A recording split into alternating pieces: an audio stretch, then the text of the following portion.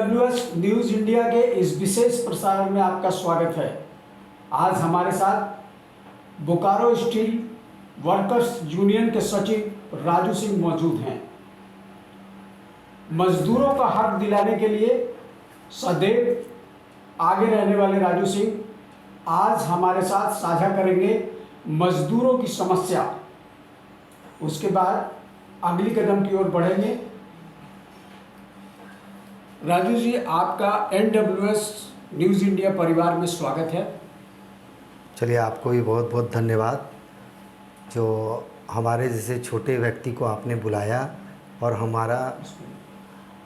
हम बहुत बहुत धन्यवाद भी देते हैं कि हमारे जैसे छोटे व्यक्ति को आपने इस स्टूडियो में बुलाया। राजू जी, हम लोग के नज़र में ना कोई छोटा है ना बड़ा, ये आपका बड़प्पन है कि आप अपने आप को ऐसा बता रहे हैं। सबसे पहले बोकारो स्टील वर्कर्स यूनियन का विवाद बहुत सतह पे आया, ऊपर नीचे गया। आप यहाँ पर आकर के अब मजदूरों को उसका हक दिलाने का जिम्मा संभाले हैं, उसके बारे में थोड़ा सा बताइए। हाँ, हम जब नया नया जुड़े थे बोकारो स्टील वर्कर यूनियन में बहुत सारा विवाद था। हमको जैसे ही पता चला कि ये मामला कोर्ट में लंबित है, हाई कोर्ट में लंबित है, और हम तुरंत इस विषय को अध्ययन किए और देखे, तब हमको पता चला कि ये तो सिर्फ मैनेजमेंट के द्वारा एक षड्यंत्र के तहत एक जो है केस किया गया है। तो हम तुरंत इसमें जो हमारे कमल दुबे जी हैं, माननीय ददे दुबे जी हैं, उनसे हमने विचार विमर्श करके और तुरंत उस मामला को हम लोग जीत गए। और वीरेंद्र चौबे जी जो उन्होंने हाई कोर्ट में अपील किए थे, उन्होंने केस को भी वापस ले लिया। अब ये मामला पूर्ण तरह जो है समाप्त हो गया है, और बोकारो स्टील वर्कर यूनियन हम लोग का है और इसके तहत हम लोग एक अच्छा काम करेंगे जिसमें मजदूर का भी हित उसमें जुड़ा हुआ रहेगा।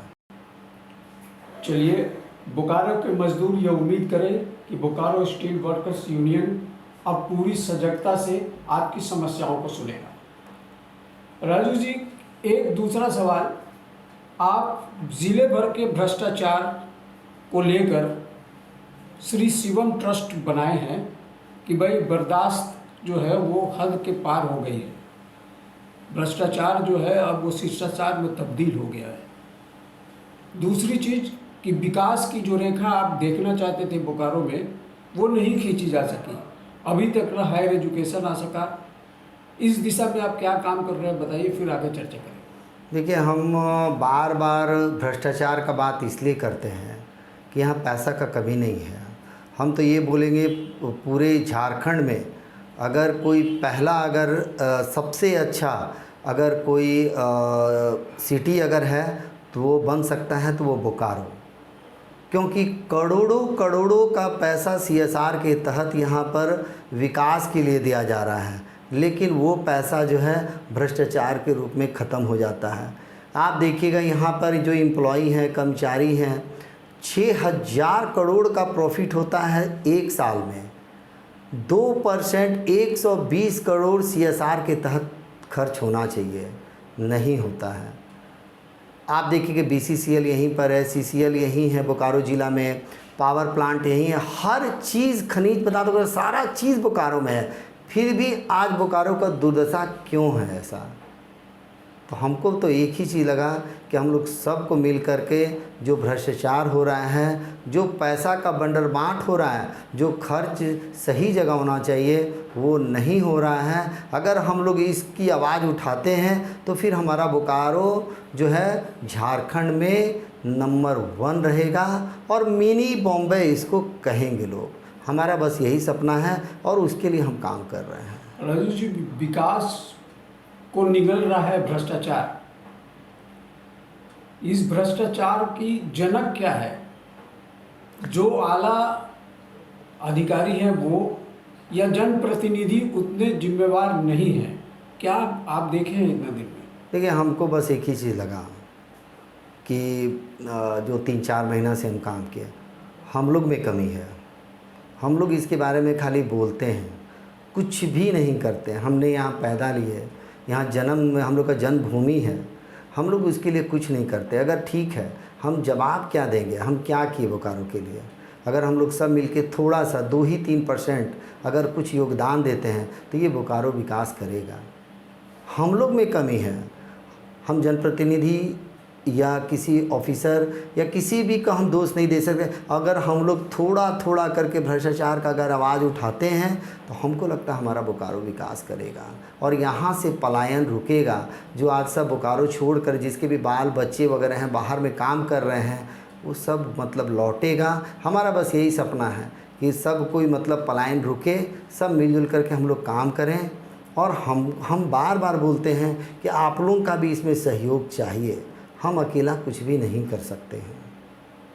राजू जी, इसमें एक अहम सवाल है, 300 करोड़ से ज़्यादा रुपया हर साल बच्चों के उच्च शिक्षा के लिए बोकारो से अन्य प्रदेशों में चला जाता है। इससे राज्य का आर्थिक नुकसान तो होता ही है और अपने बच्चे जो हैं वो बाहर जाकर वही शिक्षा ग्रहण करते हैं।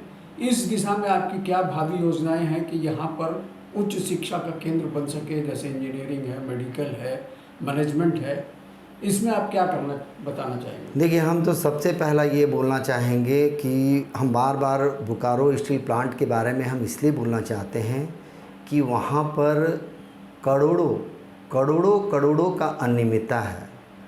आप CSR के तहत कहाँ खर्च करने चले गए? आप एक चिकित्सा है वहाँ चले गए।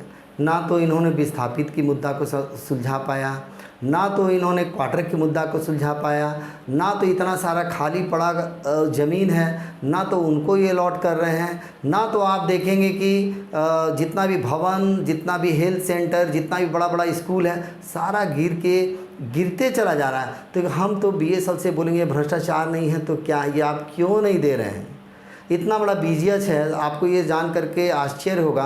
हम सभी यूनियन से भी अनुरोध करते हैं, क्योंकि जितने भी यूनियन में जितने भी लोग हैं सब मेरे बड़े भाई, मेरे बड़े चाचा के समान हैं। उनसे मतलब हम लोग को सीखना चाहिए। लेकिन हम एक रिक्वेस्ट करेंगे, उनसे एक अनुरोध करेंगे कि देखिए, इतना बड़ा BGH है, CT स्कैन तक नहीं है। अगर किसी भी वर्कर को एक्सीडेंट हो जाए, चोट लग जाए, तो वो CT स्कैन के लिए कहाँ जाएगा?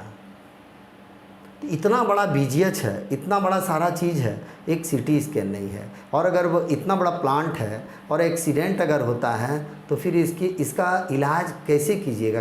तो हमारा मांग यही है। बहुत जगह भ्रष्टाचार, हम यूनियन के बड़े भैया, चाचा, सबसे हम मतलब ये अनुरोध करेंगे कि बोकारो के बारे में सोचिए। आज अगर बोकारो विकास करेगा तो हमारा यूनियन है, हर चीज़ हम लोग का रहेगा। अन्यथा हम लोग बोकारो विकास नहीं करेगा तो हम लोग का यूनियन भी नहीं चलेगा और यहाँ से लोग पलायन कर रहे हैं, पलायन को हम लोग को रोकना होगा। राजू जी, एक बोकारो जनरल अस्पताल से जुड़ा एक सवाल कि भवन तो बहुत बड़ा है, शहर उजड़ गया है, यहाँ पर जो है लोगों को जीवन यापन करना मुश्किल हो रहा है। ऐसे में कोई बढ़िया चिकित्सक बोकारो क्यों आएगा? हम बताना चाहेंगे, ये अच्छा सवाल मेरे ही से जुड़ा हुआ चीज़ है। हम विधायक जी भी बताएं कि हम 200 करोड़ का लोन लिए हैं, 200 करोड़ से हम काम कर रहे हैं। फिर से वेलमार्क भी अभी बहुत अच्छा, डॉक्टर सतीश सर बहुत अच्छे मतलब हैं, उनका नाम भी अच्छे जगह पूरे झारखंड नहीं, पूरा उनको मतलब पूरा भारत के लोग भी जानते हैं और अच्छे मतलब हैं भी। और तो लेकिन हम एक ही चीज़ हम सर डॉक्टर सतीश सर से हम बात किए थे, सर इंफ्रास्ट्रक्चर तो हम लोग ले आएंगे, सर हम लोग तो नर्स वगैरह इंफ्रास्ट्रक्चर तो हम लोग लेते आएंगे, इंस्ट्रूमेंट भी लेते आएंगे, लेकिन सर आदमी कहाँ से लाएंगे, डॉक्टर कहाँ से लाएंगे, स्टाफ कहाँ से लाएंगे, नर्स कहाँ से लाएंगे? वो नहीं आने वाला है। ये चीज़ यहाँ पर जब डायरेक्टर थे अमरिंदर प्रकाश जी भी, उनसे भी जब मीडिया ने उनसे जब बात किया तो उन्होंने भी बोला कि हाँ, यहाँ पे तो डॉक्टर कोई आना नहीं चाह रहा है। तो सर हम ये भी बोलना चाह रहे हैं, विधायक जी से भी यही बोलना चाहेंगे कि सर आप 200 करोड़ 100 करोड़ जो भी है, करोड़ का बात नहीं है, हम विधायक जी को बहुत मतलब ये बोलना चाहेंगे कि बोकारो में आज वो अस्पताल खोल रहे हैं, लेकिन सर यहाँ डॉक्टर नर्स नहीं आना चाहता है, क्योंकि अब ये शहर शहर नहीं रहा, गांव की ओर गांव के रूप में ये परिवर्तन होते जा रहा है। अच्छे अच्छे डॉक्टर यहाँ नहीं आना चाह रहे हैं, तो आप विकास कैसे कर सकते हैं? हॉस्पिटल बड़ा बड़ा तो खोल लिए, इंफ्रास्ट्रक्चर तो कर लिए, इंस्ट्रूमेंट तो लगा दिए, लोग लेकिन यहाँ नहीं आना चाहते हैं। राजू जी के इस बात में बहुत दम है। जब यहाँ का इंफ्रास्ट्रक्चर शहर का मजबूत नहीं होगा, विकास नहीं होगी, तो बड़े बड़े शहरों से कोई भी चिकित्सक व्यापारी बोकारो नहीं पहुँचेगा। सब लोग एकजुट होइए, शहर को बढ़िया दिशा में लेकर चले, तभी विकास संभव है। अगला सवाल राजू जी आपसे ये है, शहर में जो नगर सेवा है उसके ऊपर कई आरोप हैं। खाली पड़े आवास, कोई कब्जा करके रह रहा है, कोई किसी भी हाल में रह रहा है। जो उसमें बीएसएल का एम्प्लॉय है, ऐसे में वो अपने आप को सुरक्षित भी नहीं पाता है। हम तो ये हमारा तो आए 2-3-4 महीना ही हुआ, लेकिन हम 2-4 महीना में कभी कभी ये सोचते हैं कि इतना अधिक भ्रष्टाचार है हर जगह में, तो अकेले हम कैसे कर पाएंगे? कभी कभी मन में उठता है। हम बता रहे हैं नगर प्रशासन में तो सब तो नगर प्रशासन कहना छोड़ दिया। आज के पेपर में पढ़े, नगर प्रशासन के बदले उसको नगद प्रशासन बोल रहा है लोग। आज ही एक एम्प्लॉय है, कर्मचारी है, उन्हीं के नाम पे 4-4 क्वार्टर अलॉटमेंट हो गया है, 10-12 हज़ार क्वार्टर खाली है। धड़ल्ले से लोग उसमें क्रिमिनल, बदमाश, असामाजिक तत्व के लोग रह रहे हैं। तो हम ये बोलना चाह रहे हैं, क्यों नहीं दे रहे हैं? इसे तो पलायन रुकेगा ना। बूढ़े बुजुर्ग जो सेल के रिटायर कर्मचारी हैं, उनको देख रहे हैं कोई बाहर जा रहे हैं, तो हम बोले उन्हें रोका जाए। अगर वो रुकते हैं तो हमारा जो है इनकम बढ़ेगा, रेवेन्यू बढ़ेगा। तो इस ये पे काम कर ही नहीं रहे हैं मैनेजमेंट जो है, और हर जगह भ्रष्टाचार लिप्त है। हम सबसे अनुरोध करेंगे कि हमारे बस का अकेले का चीज़ नहीं है। आप लोग से भी अनुरोध करेंगे कि आप लोग भी इसमें थोड़ा थोड़ा करके आप लोग भी इसमें सहयोग करें और हमें बताएं कि कहाँ भ्रष्टाचार है। उस भ्रष्टाचार पे हम काम कर रहे हैं और करेंगे, और बोकारो को आगे बढ़ाएंगे। राजू जी, चलते चलते एक और सवाल। अभी एक खबर सुर्खियों में आया है कि अपराधी किस्म के लोग बोकारो स्टील प्लांट में ठेका मजदूर के रूप में अंदर घुस रहे हैं और आपराधिक घटना को अंजाम दे रहे हैं, जिस पर सीआईएसएफ भी संज्ञान लिया है। इस पर आपका क्या कहना है? हाँ, ये बात सही है।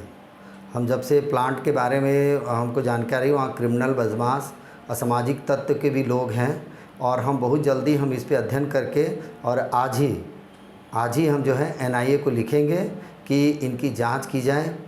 और ये बहुत बड़ा प्लांट है, कभी भी किसी भी तरह का कोई बड़ा हादसा हो सकता है, और किसी भी अगर हादसा होता, हज़ारों की संख्या में कर्मचारी, अधिकारी सब वहाँ काम करते हैं प्लांट में। इनकी सुरक्षा पे ध्यान दिया जाए, और अगर ये सुरक्षा नहीं होगा तो अगर किसी भी तरह का कोई अनहोनी, अगर किसी भी तरह से असामाजिक तत्वों के द्वारा अगर करते हैं, तो यहाँ पर जो लाखों लोग रह रहे हैं उनके भी जान को खतरा है। और इस संबंध में हम आज ही जो है एनआईए को भी हम ये शिकायत हम कर रहे हैं और ये कंप्लेन करने जा रहे हैं। राजू जी, आप हमारे स्टूडियो में आए, आपका बहुत बहुत धन्यवाद। आगे भी हम बोकारो शहर के विकास को लेकर आपसे चर्चा करते रहेंगे, ऐसा एनडब्ल्यूएस परिवार आपको भरोसा दिलाता है। हमारी टीम पूरी तरह से आपके इस मुहिम में शामिल होंगे। जहां पर आपको ज़रूरत होगी, एनडब्ल्यूएस आपके साथ खड़ा रहेगा। धन्यवाद। दर्शकों, आज हम एक ऐसे शख्स को लेकर आए जो बोकारो के बारे में कैसी सोच रखते हैं, कैसे इनको आगे लेकर जाना है, उस पर ये अकेले लड़ रहे हैं। क्यों ना हम लोग सब साथ मिलकर इनसे कंधा से कंधा मिलाकर इनको मजबूत करें। आज के इस एपिसोड में इतना ही।